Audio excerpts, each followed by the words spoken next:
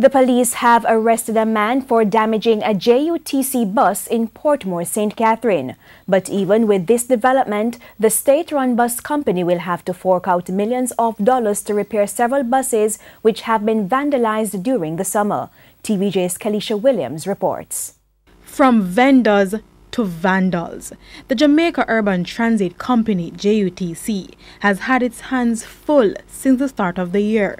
Stone throwing is one of the biggest challenges, especially for units which ply Portmore routes. For the past 4 years, we have had 70 buses, in excess of 70 buses, damaged in the Portmore area. JUTC Franchise Security and Inspection Manager Radcliffe Lewis says during the summer break alone, at least 25 buses had to be pulled from the fleet due to vandalism. On Friday, a breakthrough.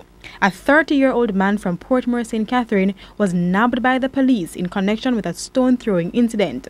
Mr. Lewis says the suspect was arrested after trying to board the same bus he's accused of damaging. The accused maliciously used stone to damage the door and the windscreen of a JUTC bus some 4 weeks ago in the Portmore area after his request for a free ride was refused by the driver. Estimated value of the door and the windscreen is in excess of $1.4 million.